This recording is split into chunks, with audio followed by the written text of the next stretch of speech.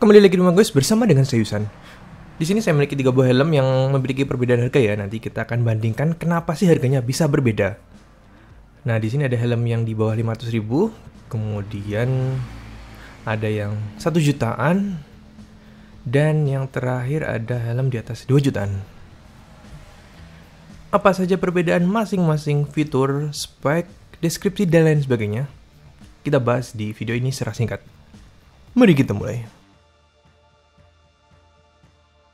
Kita mulai dari yang hitam dulu. Ini adalah Speedplay helm. Tapi sayangnya di sini kami susah untuk mencari spesifikasi detail. Tapi memang helm ini sangat ringan sekali sih. Dan materialnya juga belum diketahui. Tapi di sini berasa mudah flex dan ringannya itu bukan ringan yang kuat ya. Dan di dalamnya ada beberapa fitur-fitur yang sepertinya nanti akan menarik jika kita bahas. Beralih ke helm yang biru ini adalah seri PMT Putty. Dan perbedaan materialnya langsung berasa sekali ya, padahal cuma dipegang gini aja. Memang untuk outsetnya sendiri ini dari PC alias polikarbonat berasa sekali kuatnya dan ringannya juga dapat. Insetnya dari IPS Pufoam nilon untuk bagian beltnya. Nah, di harga sini kalian mendapatkan model yang cukup menarik. Beralih ke Bonrager Spectre seri Websol. Nah, di sini kami merasakan perbedaan lagi padahal materialnya sama dengan PMT Putty ya, ini PC alias polikarbonat juga. Tapi kenapa bagian sini lebih ringan dan berasa lebih kuat ya? Jika diketuk itu suaranya berasa tidak ada seperti rongga di dalamnya.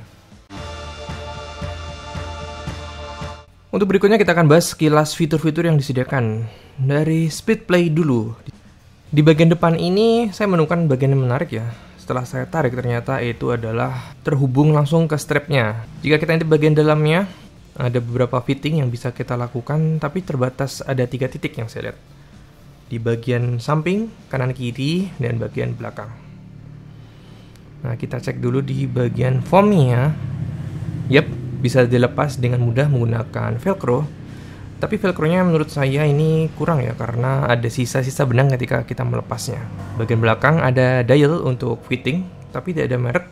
Dan saya merasa agak loose di sini. Lanjut ke PMT, di varian harga segini itu banyak ditemukan helm dengan model mirip dengan brand-brand terkenal. Sampelnya PMT Putty ini, dia mirip dengan XGC seri Ibex yang digunakan Chris Froome untuk Tour de France 2021. Material nilonnya sangat berbeda sekali dari Speedplay, berasa lembut di tangan dan tidak terlalu kesat. Di belakang kita memiliki dial untuk setup dan merek PMT sendiri, ini nilai plus untuk helm ini. Dan mekanisme beragam untuk setting atas maupun bawah. Di Bonrager Spectre, di sini ada beberapa fitur ekstra untuk pengaman, tapi nanti kita bahas. Dan di dalamnya cukup berasa perbedaannya ya untuk foamnya ini. Ketika kita lepas itu, velcro-nya seperti premium, ya memang premium sih. Dilepas tidak ada sisa benangnya. Dan yang menarik di bagian pengunci ini. Ini digunakan agar settingan fitting kita di kanan kiri terkunci. Dan dia sudah menggunakan boa dial ya, ini nilai plus lebih karena sudah jadi standarisasi.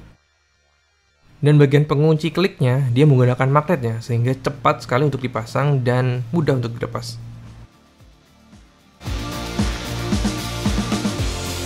Untuk Speedplay ini hanya support 3 macam pengaturan ya, fitting. Yaitu di sisi kanan kiri. Dan di bagian belakang tuh hanya untuk melebarkan atau menyempitkan diameter dari helmnya sendiri. Tidak ada untuk mengatur ketinggian dari dialnya. Oke, di sini saya merasakan ada bagian yang berasa tidak menempel ke kepala ya untuk pengikatnya. Dan merasa tekanan berlebih itu ada di titik ini. Sisanya oke-oke saja. Dan jika settingannya pas, memang terkunci sih, tapi hanya ada bagian yang berasa tidak menempel. Untuk PMT Putty sendiri, yang paling saya rasakan ketika memakai helm ini adalah di strapnya yang berasa lebih mulus daripada bawaan yang Speedplay. Oke, semua bagian berasa menempel di kulit kepala, dan tekanan berlebih saya merasa di bagian depan dan belakang aja. Dan untuk Bonrager Spectre-nya, nah di sini saya berasa fitnya yang sangat berbeda jauh dengan PMT Putty. Berasa bagian yang harusnya menempel di kulit tuh benar-benar menempel di sini. Dan karena itu nyamannya berasa ya. Untuk tekanan berlebih saya juga merasakan ada di bagian depan samping kiri ini. Dan ketika gerak-gerak itu saya berasa helm ini benar-benar menempel dengan baik di kepala. Dan terakhir adalah fitur keamanannya. Di sini untuk SpeedPlay, PUDI tidak memiliki ya. Nah, fitur keamanan di sini dimiliki oleh Bontrager Spectre. Dia menggunakan WebCell. Ini adalah fitur keamanan spesial dari Bontrager. Ya, kalau di brand lain kalian bisa menemukan MIPS atau jika menggunakan POC akan ada fitur spin. Nah, semacam itu. Dan WebCell sendiri itu nilainya cukup tinggi ya di penilaian dari Virginia Tech. Nah, ini adalah nilai plus dari helm di atas 2 juta ini. Nah, memang berbeda sekali kan masing-masing helm dibandingkan dari harganya. Nah, untuk itu ada kenapa murah, kenapa harganya medium, dan kenapa lebih mahal. Semoga ini bisa membantu kalian untuk memutuskan akan beli yang mana. Terima kasih.